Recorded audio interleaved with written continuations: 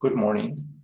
I'm grateful for the opportunity to reflect with you about the policies to ban alcohol marketing. My name is Juan Tello. I'm the head of the Less Alcohol Unit at the World Health Organization. These reflections build on many of the documents that have been produced in the last years, and particularly increasingly on those related to digital marketing that were produced in the last year, and the reasons for that were clearly stated by the previous speaker.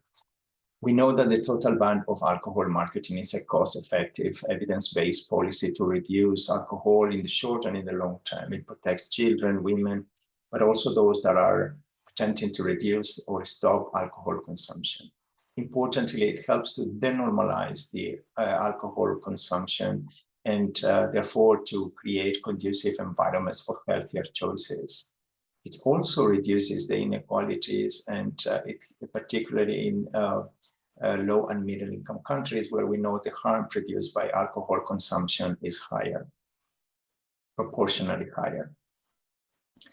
What WHO recommends is to enact and enforce bans or comprehensive restrictions on exposure to alcohol advertising across different types of media. And in a smaller text, you can read that this requires capacity for implementing and enforcing the regulations.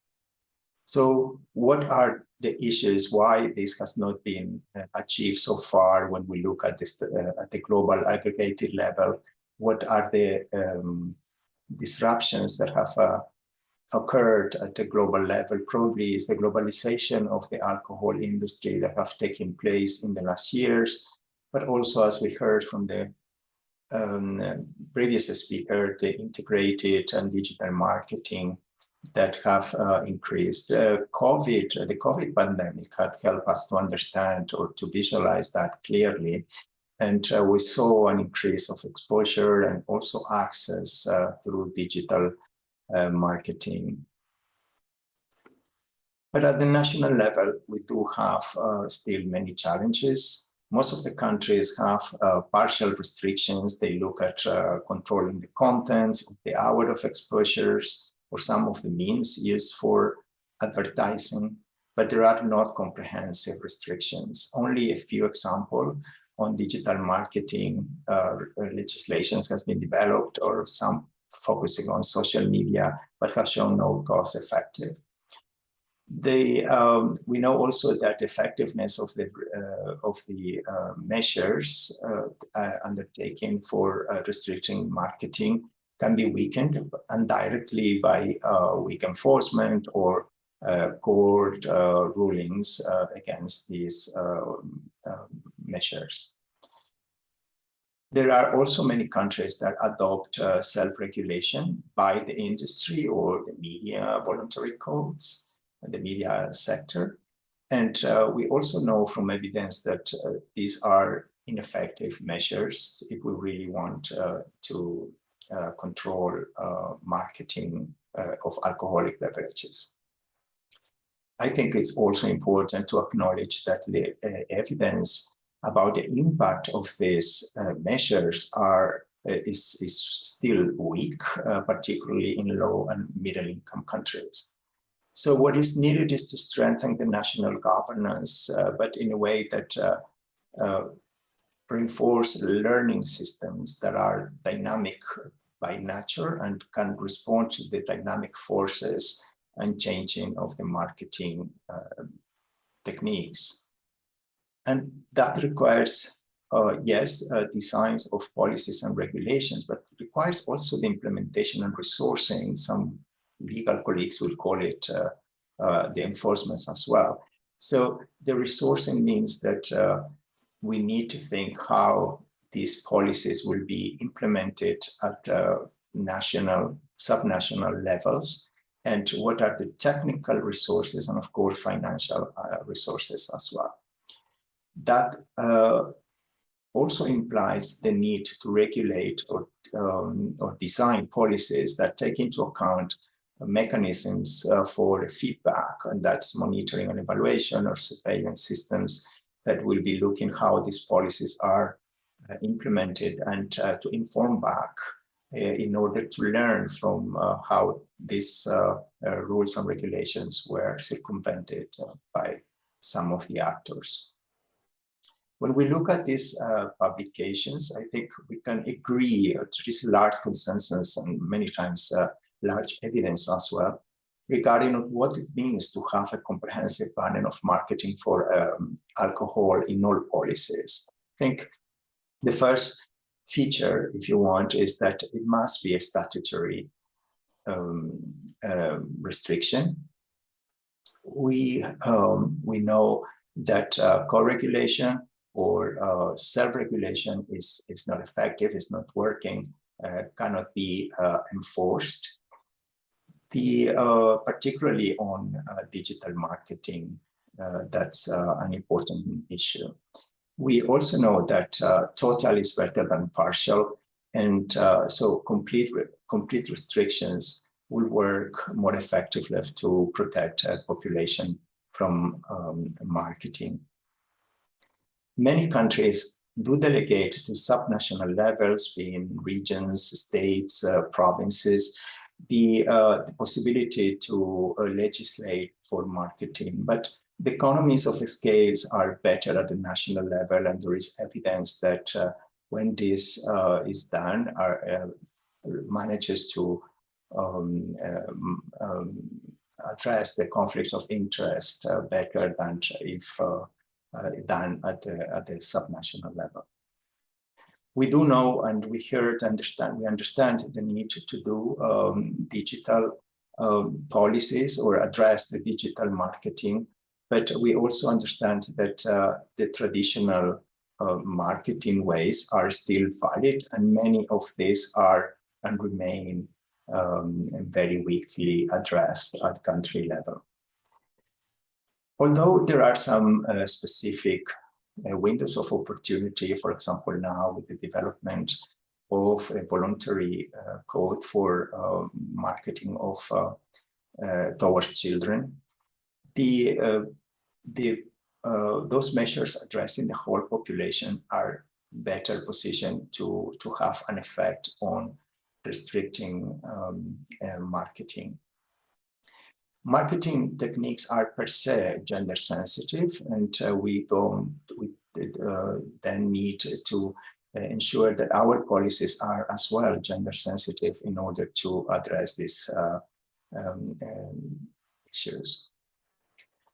There are a couple of other comments here, and do not take this as a stated classification, but there are practices that are important to take into account. They sometimes fall into different classifications or organization of our conceptual thinking, and it's all related to the branding aspect, being alibi, stretching, or the use of influencers, or the marketing done through films or sponsorships. And there is then a second group that I would call more structured and has been studied for many years now. There is overwhelming evidence that it should be considered as a marketing technique, and this is the corporate social responsibility activities or philanthropy activities. Finally, I think there is consensus that there are also many entry points regarding settings and events. For example, schools or national holidays or highways. We also need to think in terms of comprehensively tackling all the drivers of alcohol consumption, and not only marketing per se. We know that it's more effective to apply all these interventions in a very comprehensive manner, looking across the different determinants of alcohol consumption. That means, yes, for example, looking at the health warnings in advertise, the labeling aspects of containing the marketing techniques.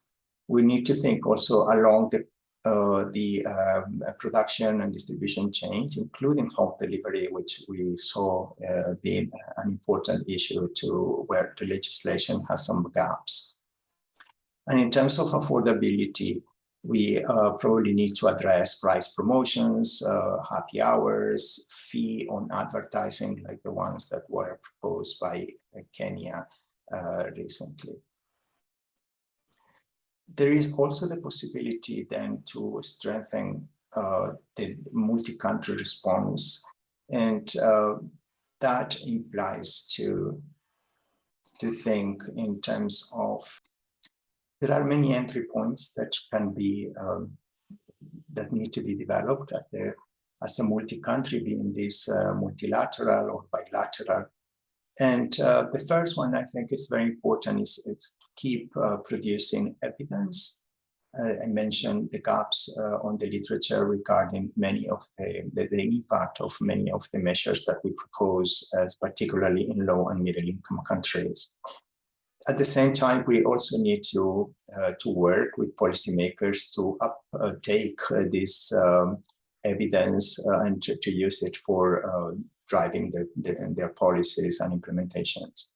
There is a lot to learn from different sectors like food and tobacco, and particularly important remains awareness, raising awareness, advocacy and lobbying. And if we want to think to address this, as you will see later in the next presentation, we need to think to different entry points of what implies to address marketing of alcoholic beverage, and that requires partnering across different sectors. From the tobacco field, I thought that it was important to think these observatories that are built at the global level that would allow detail of